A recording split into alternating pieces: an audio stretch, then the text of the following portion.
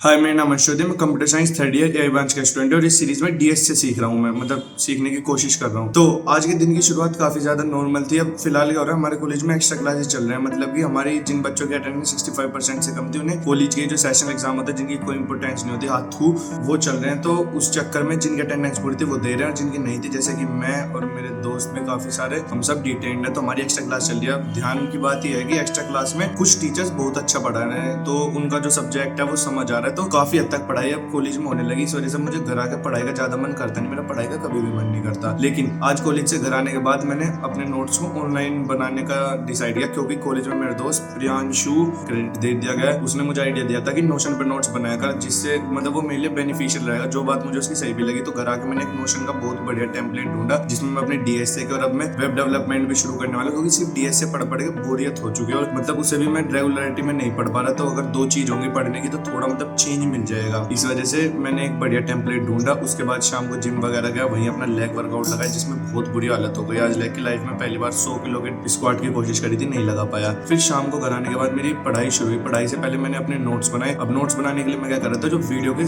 Subtitles होते हैं अब वो यूट्यूब में साइड में आ जाता है और उनमें अगर हम एक ऑप्शन होता है टॉगल टाइम स्टैम्प, उसके बाद ना जो टाइम स्टैम्प आ रहे होते हैं वो भी गायब हो जाते हैं। वो सारे को सिलेक्ट करके चैट जीपीटी में प्रॉम्प्ट डाल रखा था, जैसे उसमें पेस्ट करो तो नोट्स दे देता था अब तक। लेकिन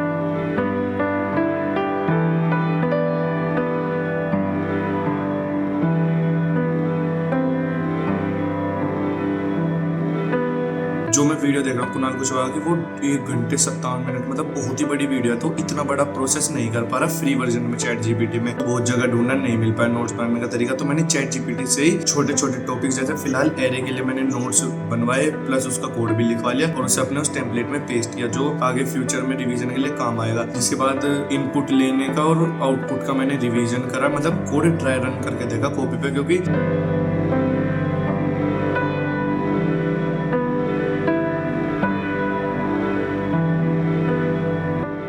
क्योंकि अभी क्या हो रहा है, मैं 25 मिनट पढ़ता हूँ, 50 घंटे का फिर स्टडी ब्रेक ले लेता हूँ, वो भूल जाता हूँ उस 50 घंटे के ब्रेक में। तो इस वजह से वो रिवीजन जरूरी था। फिर मैंने HTML की वीडियो डाउनलोड करी। हालांकि HTML और CSS मैंने कोड भी देरी से शुरुआत में करा था। अगर तुमने इस चैनल की स्टार्टिंग वाली वीडियोस देखी हो तो अब फिलहाल उनका रिवीजन करूंगा, फिर जावास्क्रिप्ट शुरू करूंगा।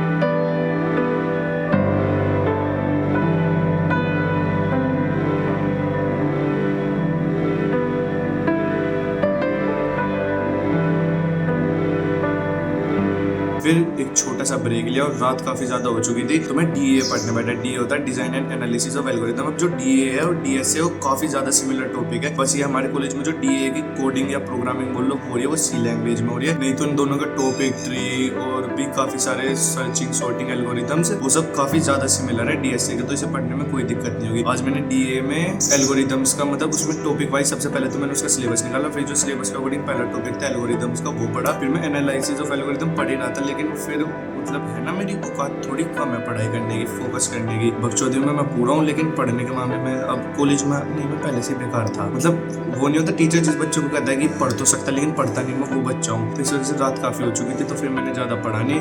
और आज वैसे जितना भी पढ़ा काफी सही था। नोट्स बनाने शुरू कर दिए। अब अगर तुम डिटेल में मेरे नोट्स से रिलेटेड वीडियो देखना चाहते हो तो कमेंट कर देना। बाकी कोडिंग करते रहना और स्टे हार्ड।